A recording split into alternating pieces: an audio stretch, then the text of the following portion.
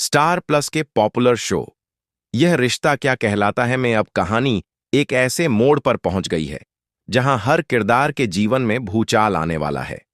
अब तक दर्शकों ने देखा कि अभीरा अपनी बेटी की तलाश में दर-ब-दर भटक रही थी और जब उसे लगा कि उसकी भूख ही मिल गई है तो उसकी खुशी का कोई ठिकाना नहीं रहा।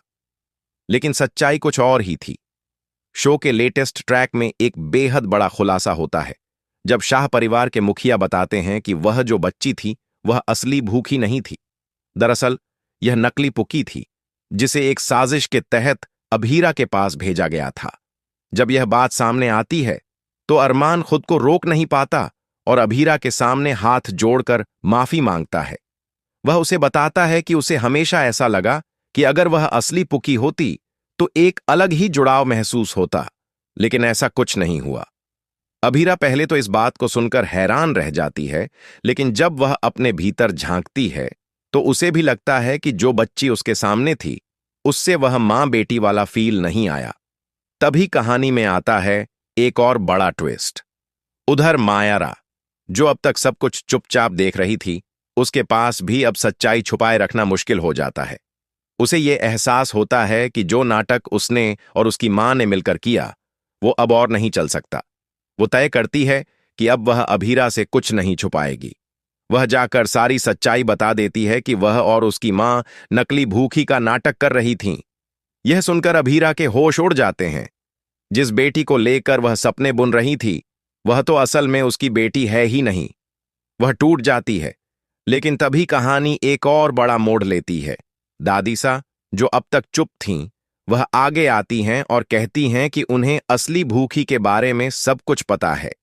वह अभीरा को एक फोटो दिखाती हैं और कहती हैं कि यही है तुम्हारी असली बेटी।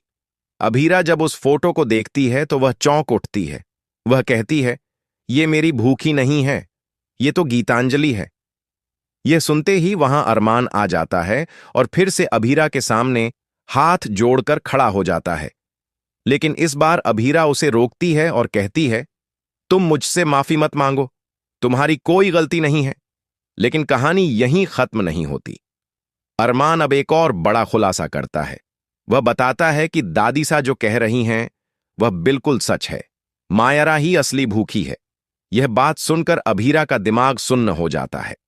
जिस पर वह झूठ समझकर भरोसा नहीं कर रही थी वह असल में उसकी अपनी संतान निकलती है। अब दर्शकों के मन में सबसे बड़ा सवाल यह है कि क्या अभीरा अरमान को माफ करेगी?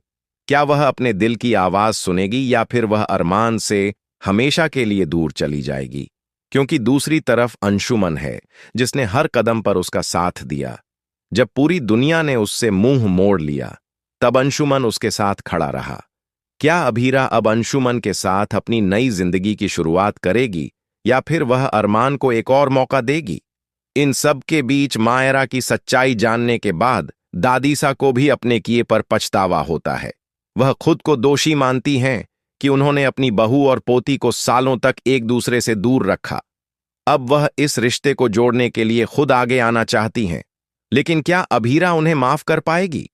क्या उसकी ममता मायरा को अपनाने के लिए उसे मजबूर करेगी? वहीं अरमान के लिए यह वक्त बहुत कठिन है। एक तरफ वह अपनी गलतियों का पश्चाताप कर रहा है तो दूसरी ओर वह अपनी बेटी और अभीरा को फिर से पाना चाहता है। लेकिन क्या उसका पछतावा काफी होगा? क्या अभीरा के दिल में उसके लिए कोई जगह बाकी है? अब देखना दिलचस्प होगा कि जब भूखी को यह सब पता चलेगा कि वो जिसे अपनी मां समझती थी वह असल में उसकी मां नहीं थी, तो उसका रिएक्शन क्या होगा?